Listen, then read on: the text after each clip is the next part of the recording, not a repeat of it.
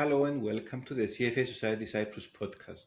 I am Constantinos Kourouyiannis, President of CFA Society Cyprus, and today we are discussing a topic that is becoming increasingly important for student educators and finance professionals alike: the future of finance education in an era of rapid technological change.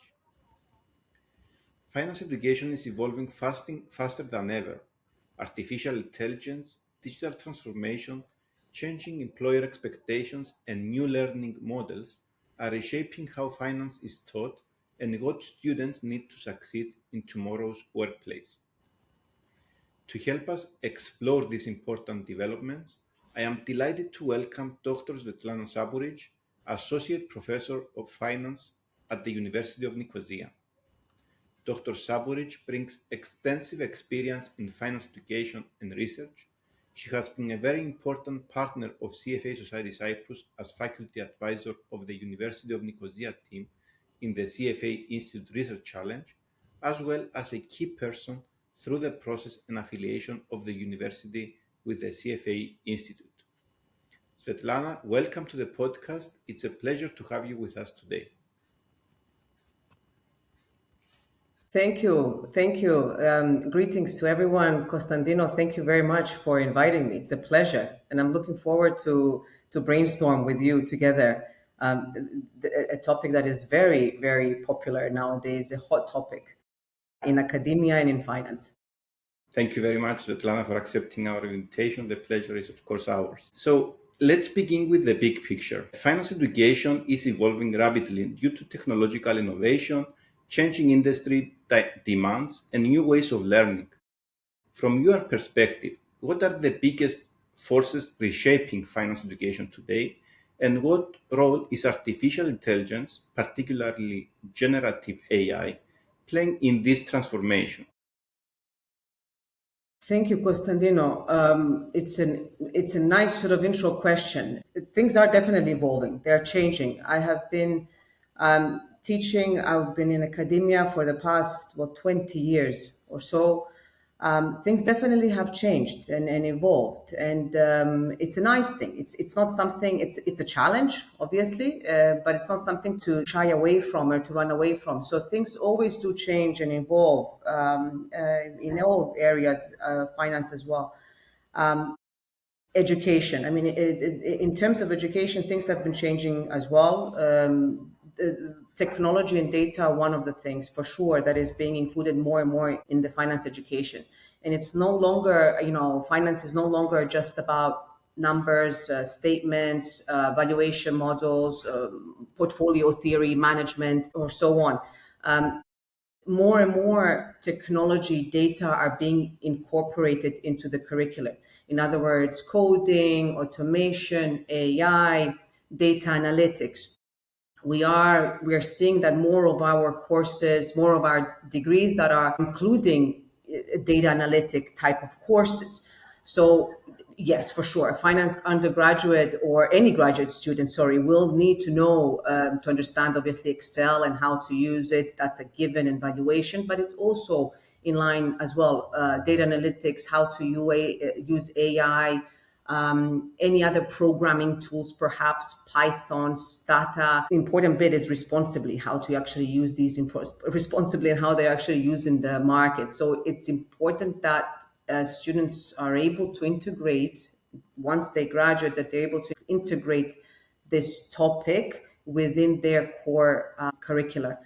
Other things that we're seeing shifting towards is topics such as sustainability and digital assets, something that is becoming more and more mainstream. It's not anymore, a niche type of topic, but we are seeing in all of our courses topics such as the ESGs, climate risk, green finance, digital assets, blockchain included in the curriculum. It's not something kind of just an extra or a niche type of topic, but they are really one of the mainstream topics that are included. And, the employers' expectations have changed, I believe. You can sort of add in over here because you've got the other side of the world, but it's very much in change, and for me, it's always been ever since I started. And, ever since then, it hasn't changed. That the main purpose for me, it's always been the student. It's very much student centered for me. So it's, trying to, my job in a way is trying to find out what are the needs of the markets, what are the needs of the industry, and to, join it together, to bridge it together, that's sort of what they learn in their classroom together with the industry as well. And I'm seeing a lot that definitely employers' expectations have changed. There's more technology advancements. There's a more need of students being sort of tech savvy in a way. However, and I underline that with the knowledge of the foundations of the key concepts in finance, economics, accounting, business economics, since we're talking about business here, but it goes for goes without saying for all other industries and degrees. So this is what I'm seeing a shift towards quite substantially, especially this technology and data, and this is kind of where AI comes into play. Okay. Thank you, Svetlana. That's an insightful overview of how finance education is evolving indeed. A lot of things have changed since I have been studying finance 20 years ago. Not long ago. It's not long. Yeah. So, since AI is becoming such a central part of that transformation, I'd like to unpack it a little more. Yes. So, what opportunities does AI create for students and educators, and where should universities and students be cautious in relying on AI? The AI it's very helpful. Let's put it that way. I mean, it's very helpful. It has its biggest advantage. I think it's this using it as a tool. It's this productivity, an increase in production, basically, that can take place. So I think AI, the way it can help students primarily is that it can help them, to be used as a tool, as some type of a productivity tool. And that's important for them, that they know that they actually use it as a type of a leverage in order to get to the results. So the real value, I think, of the AI is not actually, getting the answers there ready and quickly, but moving towards to the point where students have to critically assess, judge certain answers that they get to that stage faster. So, for example, I mean, when I can give an example that I use in class with the AI, for example, valuation, equity valuation is one of the most important topics that we cover. But we learn how to in the class, we learn all the different valuation models and so forth. For example, the discount and cash flow model. So we learn how it is done, the foundations behind it. How it happens and how it actually works, and then the interpretation. So AI can help the students, build a DCF model, but their input is still required. They still have to think about what growth rate, for example, they're going to be using, what discounted rate they were going to be using, what recommendation they actually apply, what are they going to be telling their client. So that human interaction, that human insight is definitely needed. And in order to get to that stage as a student or as a person, in order to get to that stage where you're able to actually give an advice, give a type of whatever that advice might be, it might be a judgment, a critical thinking, some type of a recommendation, you need to have the foundations.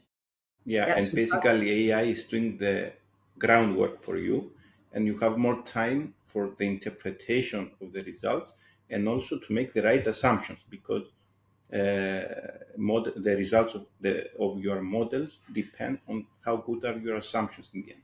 that's right, and that's where education, finance education, becomes even more important and needed, and it's vital. You cannot skip it. Yeah, and even though I get students saying, but we have AI to do it. Why are we learning how to discount something? What's the reason for it? Why do I need the maths behind it? It's simple. It's to actually get you to that point where you are able to actually assess whether it's right or wrong. I mean, we all, at some point there was no internet before. There were no Microsoft Office. There was no Excel. With Excel, it's fantastic. It's a fantastic tool. You press a button and it calculates a standard deviation. It calculates the variance, correlations. And it saves a lot of time rather than by doing it by hand. But knowing what's behind it, it's absolutely vital, so that if you do find something that is out of the norm, you know how to go back and explain and see where the core of the problem. So knowing the foundations is absolutely a given. It's a vital part. As an educator, what my job is to teach students to the fundamentals and know how to then use leverage in other words AI to solve more complex problems.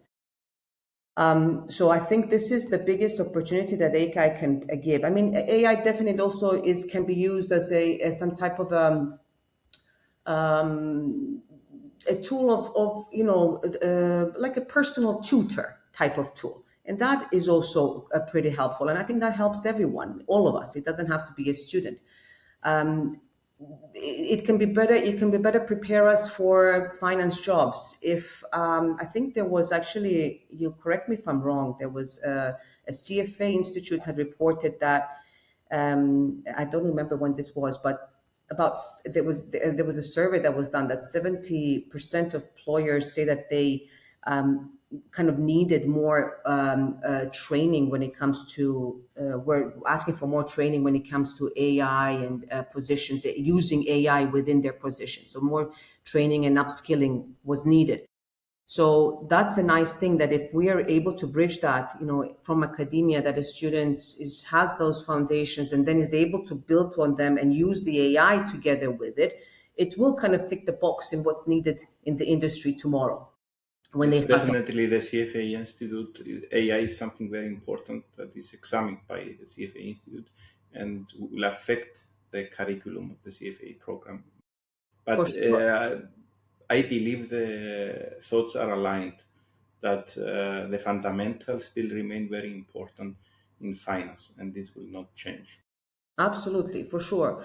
And it's something that, I teach my students in class. I mean, I try to make it as interactive as possible, but knowing the foundations, it's absolutely important as a start, and then we can move across towards, having more, AI incorporated to see how AI does it and then be able to judge it.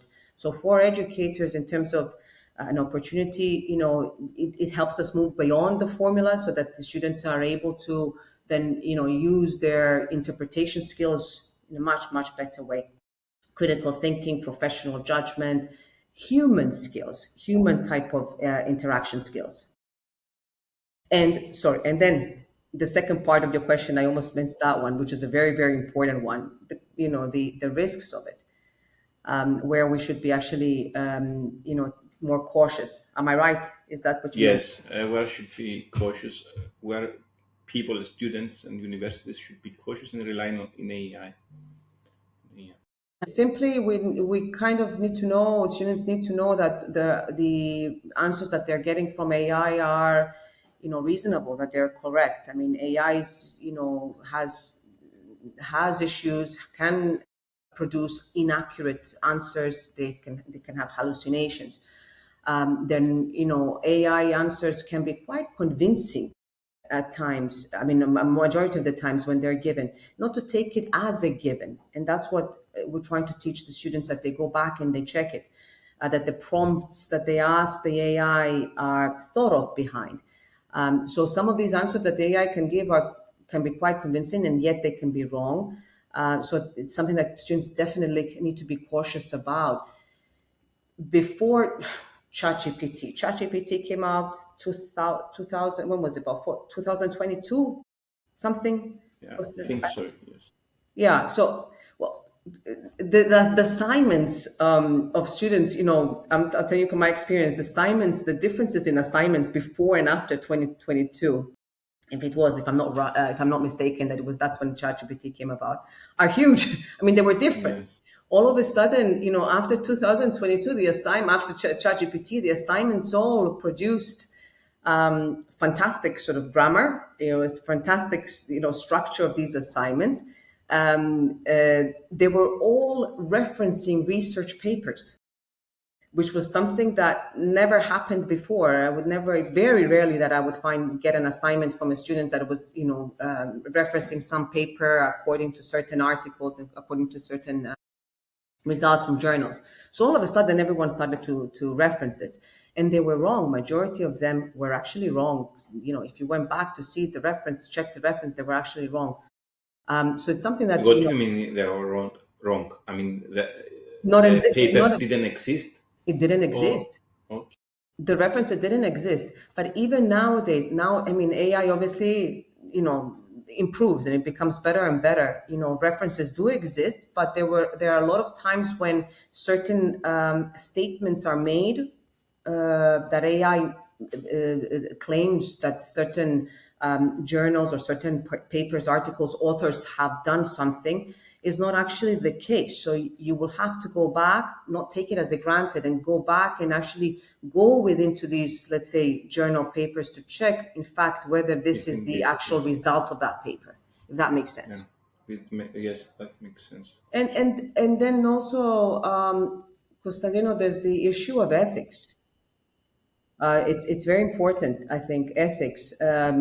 Using AI to claim that it's your work, or any AI to provide a recommendation or something, we need to be cautious about it, because it is you still responsible for that work that you represent, not the AI. In the real world, if you use AI to produce an equity research report, it's you still behind it, behind that recommendation that you have to support. So there is an ethics question here, and they should be responsible about it. There is the risk of plagiarism, basically. Absolutely. For so sure. You ask students to explain how they actually used AI in producing their assignments? Yes. Absolutely. This is what we do. There has been a shift more towards different type of assignments. But in terms of written assignments, definitely this is something that we ask, that, we don't shy away from AI. We don't, we actually encourage students to use AI at the university. And what we do is the whole, the mission of our business school at the University of Nicosia is to actually to create students that are, able to go into the world and with being tech savvy in all areas of business. But we teach them to use the AI in a way, and to tell us what they actually did. So if they're doing an assignment, to show what prompts they may have used, what changes they would have made, why they ask for certain changes, right? So the critical thinking behind it there, the judgment that they applied. And they're graded on that then, right? More. So building on that, beyond the classroom, how is generative AI influencing finance research, teaching methods, and the skills students are expected to develop? Okay, so I mentioned a little bit about, so it's research, teaching, and this, for sure, things have changed, things are evolving.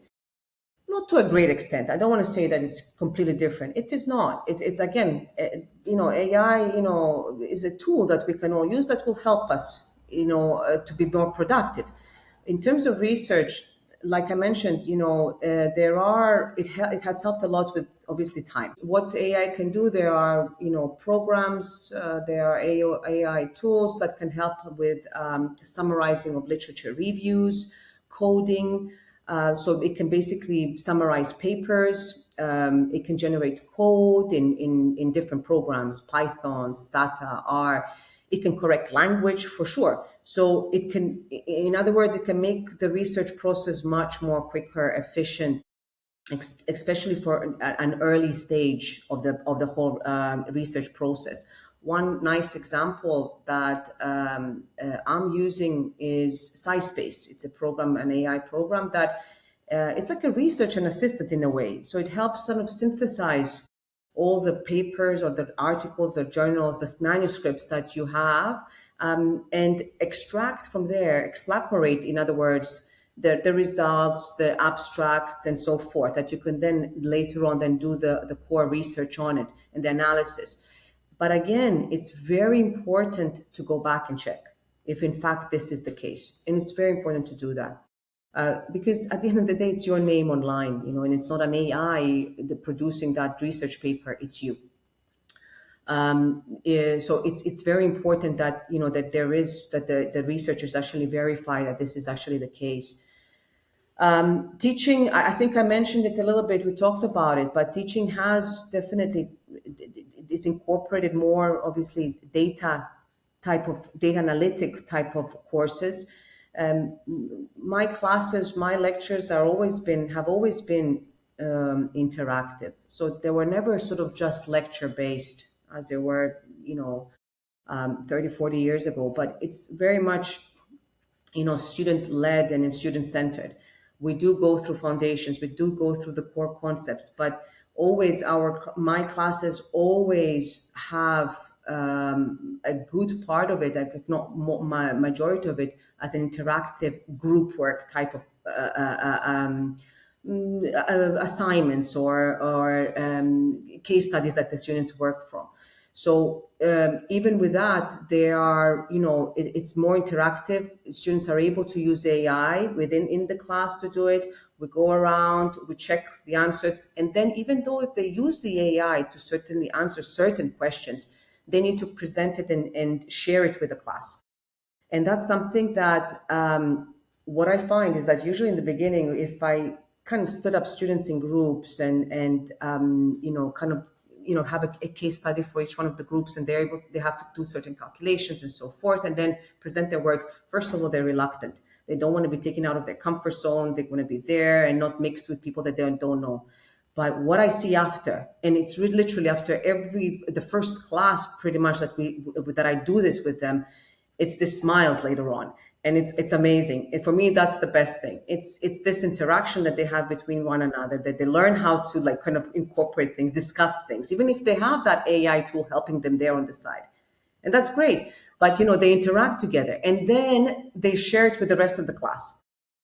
Yeah, so, and it's also a very good way to understand that they have actually worked on their assignment and they didn't get something ready from AI. Absolutely. I mean, this is the thing. Presentations are extremely, extremely important. Yeah. And also they develop soft skills that are very important for their employment after they graduate. These human skills are absolutely important. I mean, definitely, the skills that they learn, hopefully, that my aim is that they do know the foundations. It's kind of based on these, let's put it 3-4 pillars, having these foundations for sure. And it's the basis. They have to know the foundations, how to calculate certain things, how to discount, for example, how to do the statements, include AI, know how to use the technology, but definitely have human interactions. And that human skill is becoming more and more important, much more important. So skills such as, what are these human skills or soft skills? It's communication, collaboration, this teamwork, critical thinking, judgment, problem solving, knowing how to talk to people, empathy. Yeah. So being able to question things, it's so important. And it's going to be, I think, it's going to be a driving tool for students entering the markets when they graduate. I couldn't agree more, Svetlana, from my experience in the workplace. So one long-lasting challenge in finance education is connecting theory with practice. So how can universities better prepare students for real-world industry expectations? What practical experiences, tools, or teaching approaches do you use to help students become more industry ready before graduation? Okay, this is a nice question, and it's kind of following from what I said, that it's, for me, it's definitely, I find, it's also about the students, and it's student centered, and the purpose for my job, for me, is to really prepare them, for the real industry, and so that they have these core strong foundations. The most simplest thing that I can first think of, and it's the most sort of straightforward, is using obviously real life examples in class, case studies, what I mentioned that we do in our classes, presentations, presenting those so they are aware of what's happening and they're able to use sort of the theory in the class within sort of the case studies, the real world case studies that are happening. Making, lectures as practical as possible. That's what I strive to do. And testing, like what you mentioned, testing then their knowledge in a way, assessing their knowledge through presentations. I believe that your CFA challenge that you guys organize is the prime example of such a tool in a way. Yeah, it's such an experience for a student. I mean, our university has been taking part in the CFA challenge, I think, since the inception. I mean, the start of the CFA challenge, research challenge competition in Cyprus, which is more than 12 years. More than 12 years ago, yeah. What a fantastic opportunity. And I really, I mean, whoever's listening to this, and if there's any student out there listening to this, I don't know, but I would really encourage them to take part. It's a great sort of challenge, and it's a challenge, if you allow me, I can say a few things about it. Yeah, of course. I mean, the CFA challenge is great. It's a competition between university students, different universities, starts at a local level. But what happens here is that a team is chosen of university students, so from 3 to 5 students, where they are required to produce an equity research report on a predefined company and present it to industry experts, judges at a later date. So the whole competition, the whole challenge is made up of, in a way, of 2 things. It's a written report and then a presentation of that report to industry experts. It's a fantastic competition. It's a great competition. Students have about 3 months to produce this report, which is plenty of time. It is work for sure. So they have to, analyze the company, the financial statements of the company, the industry analysis, the ESG analysis, very, very important as well. Very, very important. And they actually love this, and they're looking at the ESGs. So they have to, in other words, at the end, once they analyze the peers as well, the competitors, using different methods of valuation, they come up to one sort of target price that they compare with the current price, and they give finally a recommendation of whether to buy, sell, and hold. Once they give that report, after a month or so, then they present it to industry experts, judges, a 10-minute presentation, which they all have to work together, which is fantastic. I mean, the report, obviously, AI helps them write the report, but they still have to think about, and I'm talking here from experience, because I've been doing this for the past, since the start. I've been the faculty advisor. We also have the industry advisor as well. I forgot to mention that as well. But we do have an industry advisor, which is great. And they bring in that sort of industry taste, in other words, an industry ingredient to the whole picture. And they offer very, very insightful advice and lead the students in terms of, what's going on in the real world, in other words, in the industries. They give also advice in terms of, little things as well, like, little things that make a big picture, in other words, the assumptions that they actually make and whether that makes sense. And it is the industry, actually, the advisors, that they question them quite a bit, why they did certain things. So even though they might have used the AI, for example, to help them with this report, they have to defend it after. They have to present it. And it's a 10-minute presentation, right, with another 10 minutes of Q&A, and they work together. So it's such a good challenge, because it challenges them to work together as a team. They have to come together as a team. It's not always straightforward. It's not always, smooth sailing, but they have to overcome these things. To work together in line with their, other courses that they're taking, obviously, or they might be working as well. I mean, I've had students that were working, that they were parents, that they were, university students, and they did it and they won it. So, it's a fantastic sort of, like I said, I cannot recommend it more. I think it's a great It's great opportunity, great experience for the students to take on. It goes on their CV, but it really bridges that gap between academia and the real world. I think it's fantastic. Svetlana have been involved with the Research Challenge competition, you know that, for several years as a chair of the organizing committee and as judging the sub-regionals and regionals of the competition. But I couldn't explain it better than you.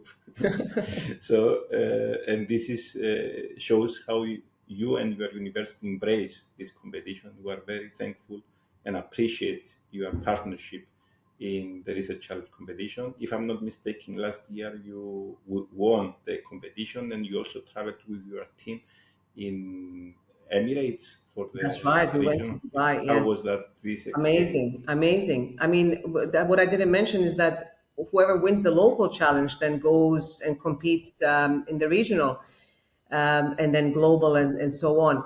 And we won it. Well, we won it three times. Three, and we came runner-ups quite a few times as well. And last year was the last year sort of that we won, and it was fantastic experience because we went to the UAE, we went to Dubai, we were there. The students presented, they did really well. But what was very nice is that they met with others. They met with other universities. They met with other students. It was a networking event. They created friendships as well from their contacts. So what an experience that was. And it was on a huge stage with lots of, a big audience, judges as well from around the world. A lifetime experience. Absolutely, lifetime experience. Lifetime experience, for sure. So, as finance continues to evolve, how should finance curricula adapt to prepare students for the future of work? In your view, what technical and human skills will define the most successful finance professional over the next decade? This is a nice question, and it's something. It's a sort of.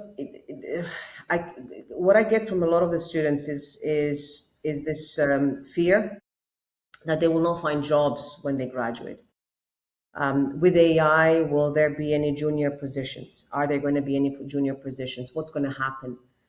And I understand them. I do understand because will AI change the white collar jobs? Will it change the sort of the interns, the junior positions, and will there be wiped out? And what will I be doing when I finish a finance degree?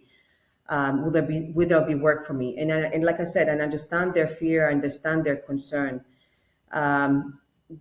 My view is that I don't think there's going to be an issue, honestly, with having no positions. In other words, I think there's always going to be a junior position for sure. Junior positions are going to evolve, right? It's not going to be the same junior position that was, 5 years ago. It's going to be a little bit different. So a junior position, that is needed now is someone that, first of all, someone that has the foundations, but someone that also knows how to use the AI and has the human interaction skills. Our degree is accredited by quite a few professional bodies. The CFA, we're affiliated with the CFA. We can talk about that more in detail as well. But as well as the other accounting bodies, the professional bodies that we're accredited with. So we work a lot with these professional bodies, and all of our material are in line with those of the professional bodies. In other words, any changes that are made within those bodies, we have to incorporate them as well. But and the same thing with the need of the professional industry of having more students being more tech savvy in a way and knowing more AI is something that we also bring about. I also wanted to mention that I listened to actually recently a podcast by the CFO of Goldman Sachs. What was it? David Solomon, if I'm not mistaken.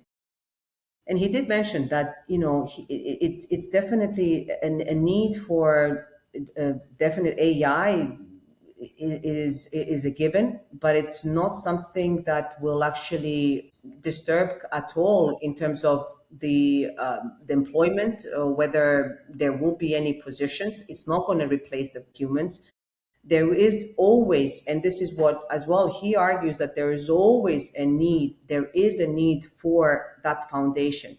So any company, even though, no, I don't think, I mean, you can correct me if I'm wrong, I don't think any employer will actually employ a student that only knows how to use AI. And that's Yes. it. And Yes, nothing. this is true, and also from a scientific perspective, also our Nobel Prize winner Christopher Pissaridis said Yes. that employment always benefit from technology. So this is what we expect. It will be the employment in finance will transform. Yes. New employees should know how to embrace AI, but human skills are also very important and will It's stay, of absolutely course, relevant. Yes. It's absolutely needed. It's absolutely needed. So I think it's these three things really. These three pillars. You need to know the foundations. You need to know the core concepts, and that's what university teaches you. So you have to have that, right? Knowing how to use technology, it's an added. I mean, it's a big advantage. Yeah, and it's something that's going to be needed as a tool for sure. But it's a productivity tool, and then that's the human skills, the third part. Maybe even more important than the rest, but it's the third part. Yeah, those human skills. So the students, should be equipped with the knowledge, the foundations, strong foundations for sure, to have that know-how, but to be able to leverage AI as a tool and have those human skills, of, like we said, of judgment, of interpretation, of presentation skills, collaborations. It's very, very important because, the fact that, there are going to be jobs out there, and it is the CEO of Solomon that he mentioned that I think Goldman Sachs is hiring this summer is like 2,500 interns at different there's a need for different positions.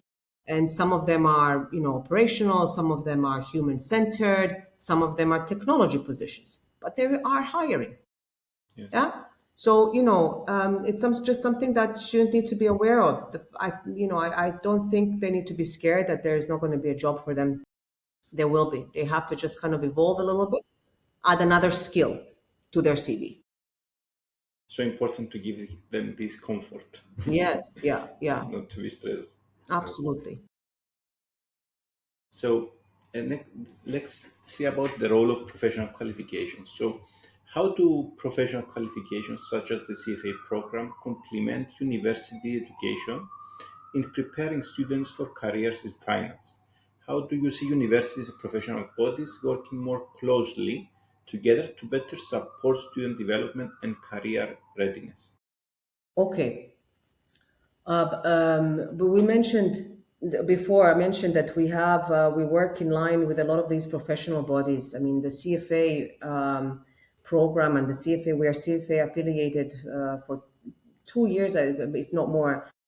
Our program is in line with the CFA. In other words, being CFA affiliated means that more than 70% of our curriculum matches that of the CFA level 1, which is fantastic. So changes that take place within the CFA Society, the CFA program are incorporated with us. Things like sustainability, ESGs, climate change, climate risks, and like I mentioned, that we also work with the ICAEW, the ACCA. Again, we're accredited by those professional bodies. So our program is in line with the professional bodies and their needs. And I believe that the CFA program and the fact that they were affiliated is very much with the need, what's happening in the industry, and that brings us closer together. So it's this very much important, and I will repeat what you said, that we act as partners. I think it's very, very important. And that way we make the students much more ready and more employable, and strengthens their employability. I'm very happy to say that our business school, the latest statistic is that we have there's a 94% employability for our degree of BSc in accounting that we are affiliated with the CFA. it's 100%. Yeah, which is amazing.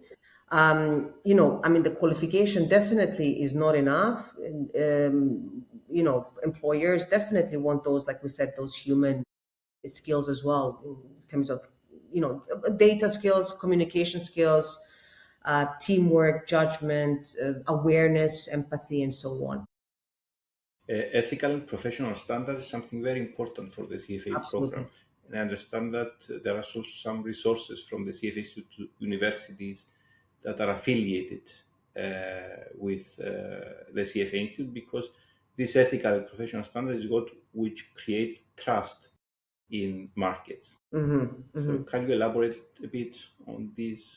Yes, it is. I didn't mention that, but ethics is definitely, we talked about it in the beginning, how important it is when using, especially AI, that there is this responsible use of it. But and it goes with anything. And ethics is one of the courses that we have in our program for sure, and it is in line with the CFA affiliation. So it is something that is important that students know.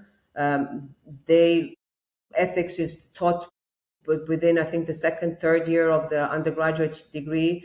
It's one of the core topics for sure for the undergraduate students of the BSc in accounting program. But it goes in line. Obviously, it's very much complements any use that would, whatever they actually apply it to, but especially with the application of the AI, like we mentioned, that they're able to use it responsibly, that they're able to back up really the results that they get from their assignments or courseworks or presentations that they may have used AI on it. And that's where the ethics comes into play.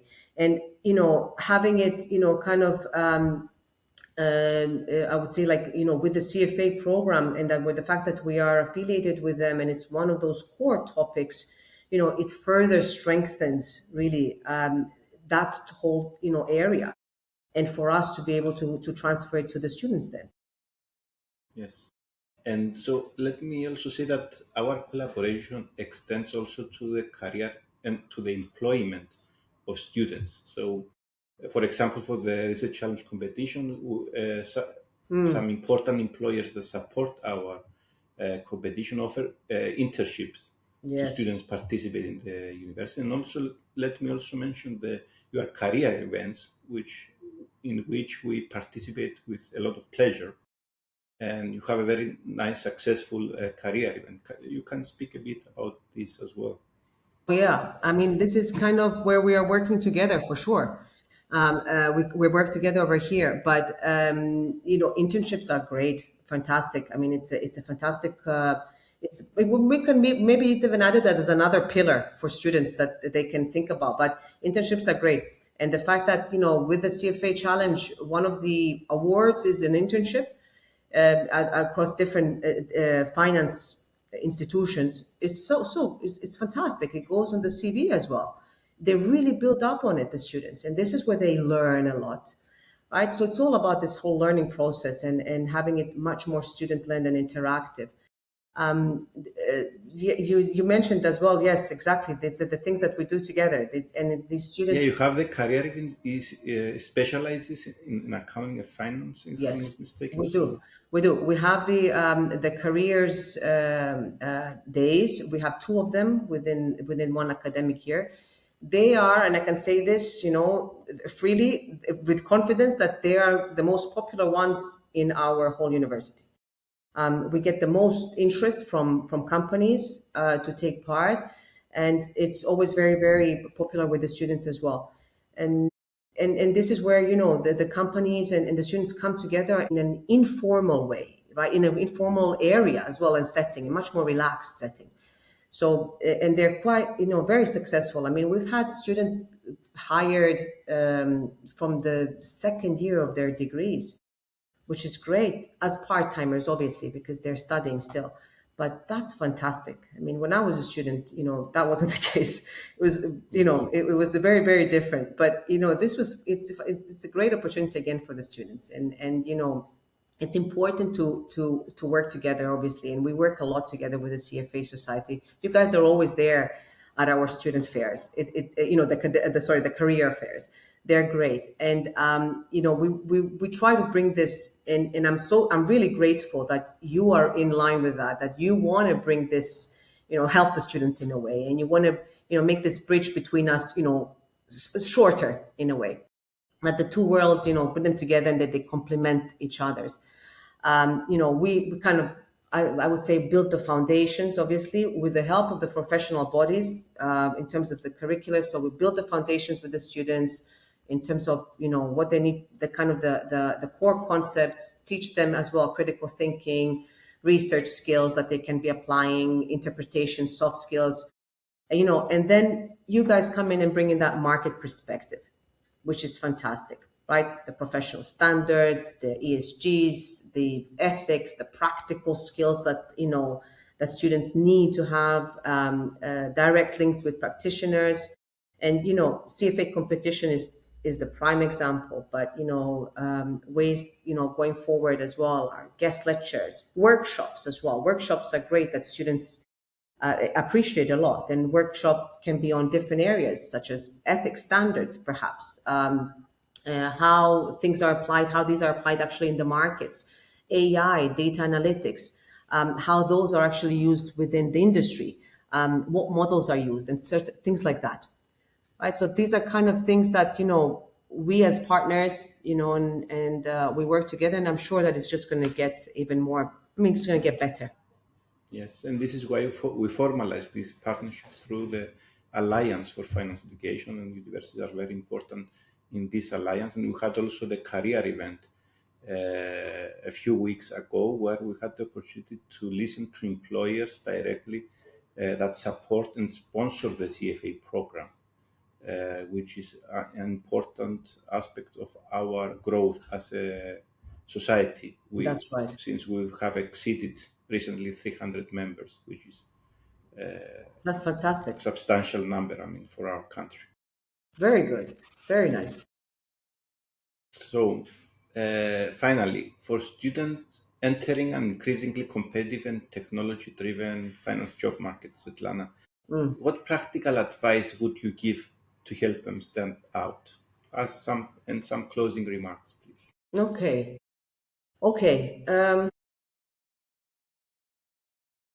I will say what I tell them pretty much at the end of every semester. When we finish a course, is honestly never stop learning. And I know it sounds sort of maybe a cliche or simple, but really never stop learning. And university education is at the core of it.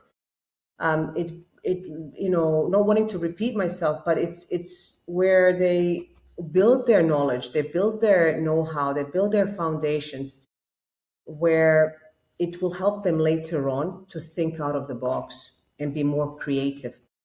So my advice would be know those, foundations, those core concepts within accounting, economics, finance. Know those core concepts, know how they are done, know how to calculate things, right? It's really important, so that once you use things to make you more efficient, maybe much more quicker, productive, such as the data analytics or AI tools, that you're able to then spend time in actually interpreting it, and then being more creative and thinking out of the box. It's very important. Work on your human skills. Yeah, it's absolutely important. Know how to, it's vital for students going into the workplace. Have those human skills. Built on those human skills in terms of the way they're, communicating with one another, talking to one another. Right. It's important picking up the phone and just talking. It's still, it's maybe become underrated, but it's very, very important. Know how to communicate, know how to send the message, know how to present something, know how to collaborate within a team, know how to critically assess something, know how to judge something. And in order to be into that position, to be much more sort of, creative, you need to have those foundations. So I would say there are, probably four things. Build on your foundations, instill those bases that sort of cement that you have, and those are the foundations from the university education. Then build on the skill of using AI, because it's an added skill. Work on those human soft skills, and if possible, definitely, certain practical skills that you can apply, any internships or any work experiences that you can gain from. And in that way, you'll build a fantastic CV, and the only thing that you can be doing is going upwards. That's how I see it. But never stop learning, and it's always the learning. I mean, you never stop. Thank you, Svetlana. Very useful, practical advice for students through your experience for many Yes. years in academia. So, Svetlana, thank you very much for joining us today, for sharing your valuable insights. So, our conversation highlighted how rapidly finance education is changing, from the growing role of artificial intelligence to the importance of practical skills, adaptability, and mentorship. One message stands out clearly. While technology is transforming finance, human judgment, ethics, and critical thinking remain essential. At CFA Society Cyprus, we have developed partnerships with universities with the goal of supporting students through the Alliance for Finance Education. This initiative aims to organize career events and connect students with employers, supports university students participating in the CFA Institute Research Challenge, and collaborate with universities in organizing webinars and seminars on topics of interest to finance professionals and students. Thank you for joining us to this episode of the CFA Society Cyprus podcast. Thank you.